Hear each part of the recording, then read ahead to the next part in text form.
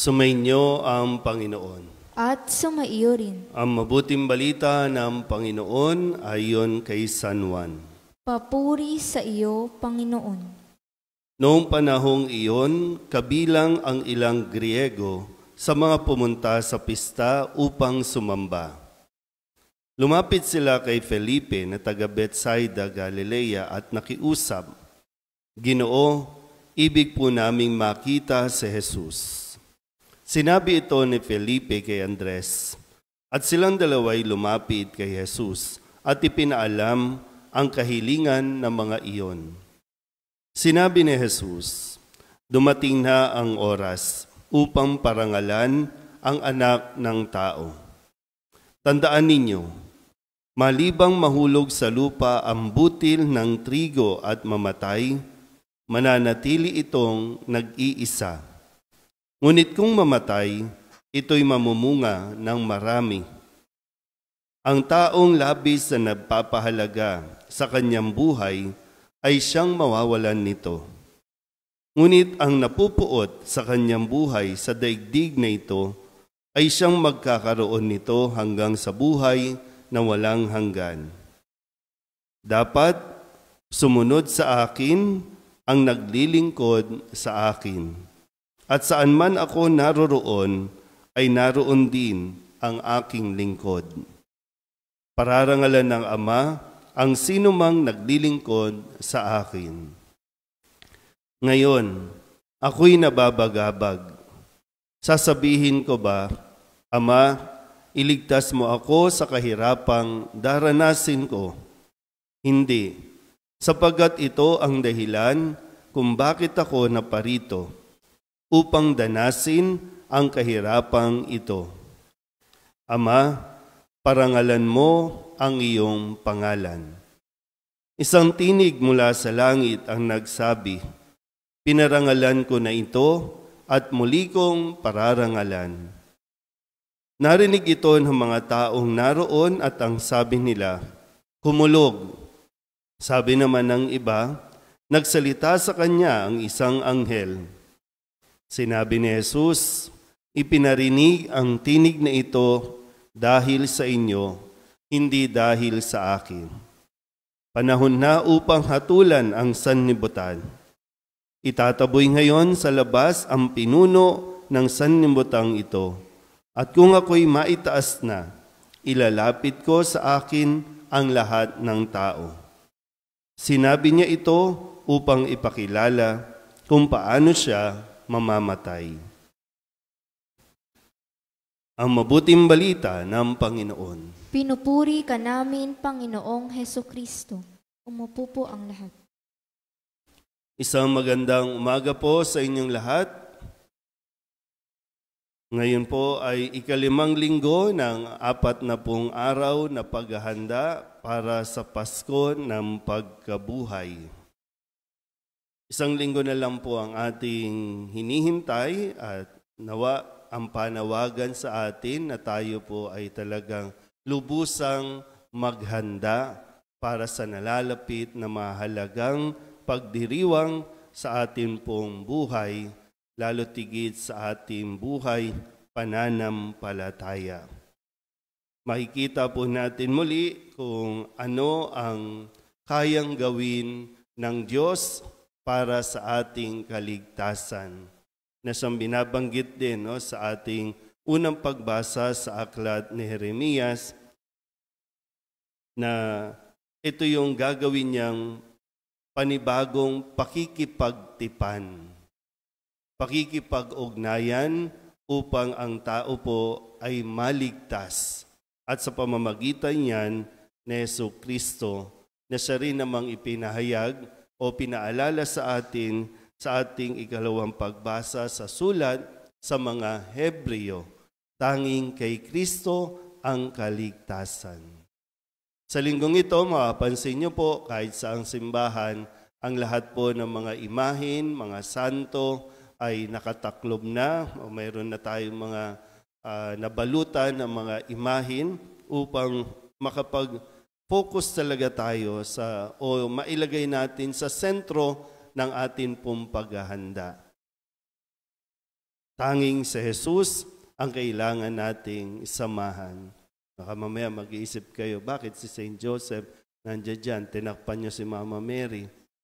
Exemption dahil magkakaroon po ng pagdiriwang ng kapistahan ni San Jose sa darating na Martes, March 19. Kaya pinararangalan natin at pinaghahandaan din natin. At nawa sa tulong din ni San Jose ay mas mailapit talaga tayo sa atin pong paghahanda. Si San Jose, simbolo ng tahimik na pagsunod sa ating Panginoong Jesus. Ngayon, balik tayo sa ating pong Ebanghelyo. May mga nais na makita si Jesus. Lumapit sila kay Felipe at nakiusap kung pwede ba nilang makita si Jesus. Ibig naming makita si Jesus. Mga Griego po ito, mga ibang lahi na narinig marahil nabalitaan kung ano ang nangyayari, kung ano ang ginagawa ni Jesus, at kung sino si Jesus ayon sa mga tao. Kaya ibig nilang makita rin si Jesus. Sa mga sumunod na bahagi, kumbaga, sabi nga dito, lumapit sa Felipe at si Andres kay Jesus at tiniling o pinaalam yung kahilingan. O pwede namang sabihin ni Jesus, sige, pwede naman. Pero yung mga ipinahayag ni Jesus ay ganitong mga pangungusap na ang taong labis na nagpapahalaga sa kanyang buhay ay siyang mawawalan nito. Ang napupuot sa kanyang buhay sa daigdig na ito, ang siyang magkakaroon ng buhay na walang hanggan. Dapat sumunod sa akin ang nagnanais na maglingkod sa akin.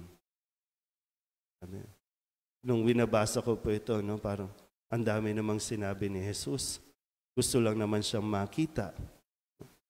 Pero sadyang ito yung nais na iparating ni Jesus sa mga taong gusto siyang makita.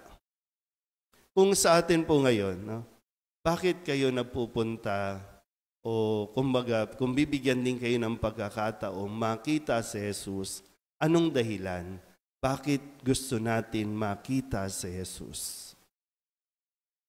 Isip muna tayo ng konti. Yung iba sa atin kasi, pag sinabing gusto ko makita si Jesus, naku, mamamatay na ako. Sigurado ka ba kapag namatay ka, makikita mo si Jesus? Sure ka ba dyan?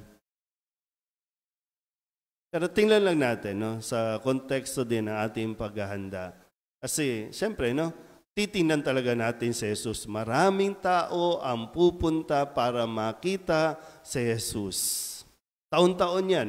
Maraming tao pagdating ng mga mahal na araw. Pagdating ng ngayon, yung mga panahon, maraming nagpipilgrimage.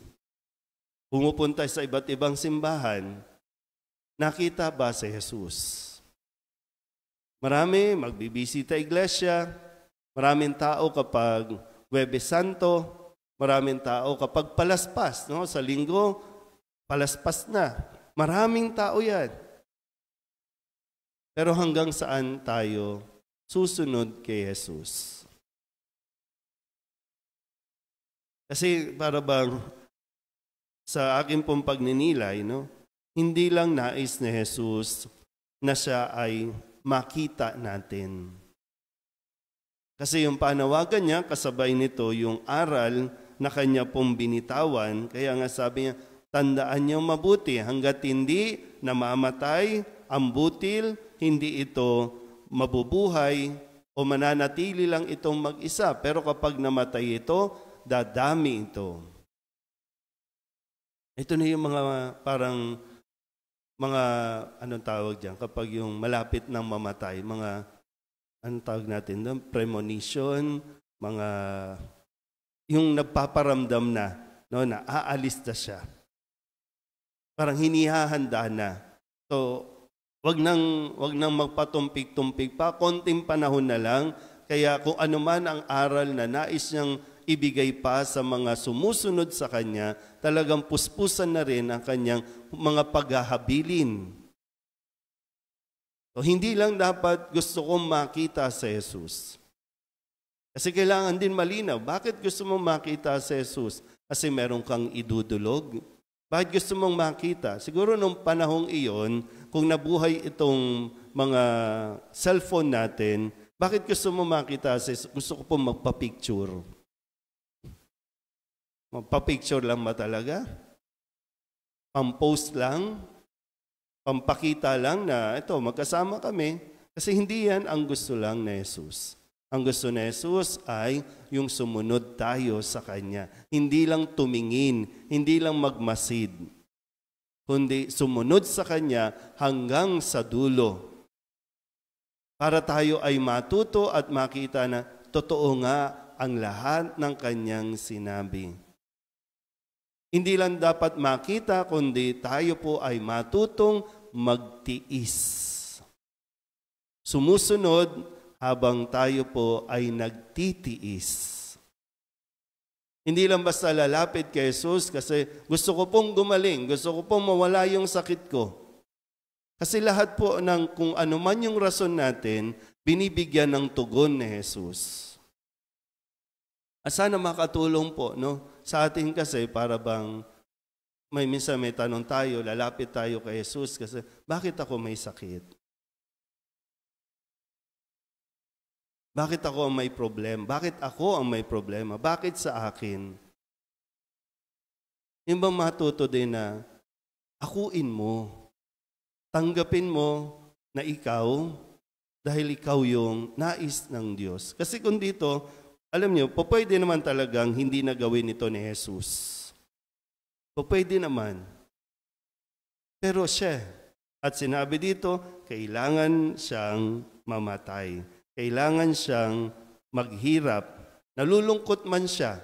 Diba? Sabi niya, pwede ko bang sabihin, pwede ko bang dasalin na iligtas ako ng Panginoon sa kahirapang daranasin ko? Hindi.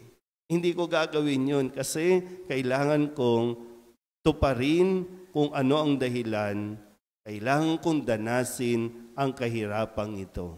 Kung hindi siya, merong iba. So, tingnan din natin, medyo lawakan din natin ang ating mga sarili. Bakit ikaw? Para hindi yung iba. Bakit ikaw? Kasi ikaw ang malakas, hindi yung iba.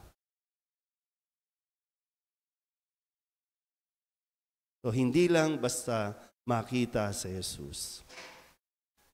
Matuto tayo kay Jesus sa atin pong pagsunod sa Kanya. At kung susunod tayo sa Kanya, makikita mo paano niya hinandle ang sitwasyon.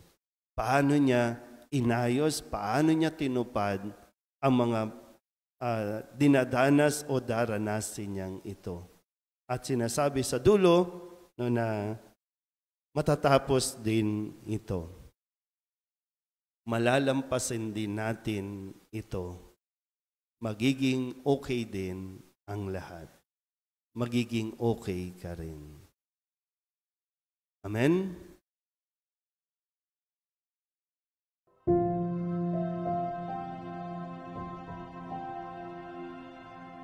Thank you.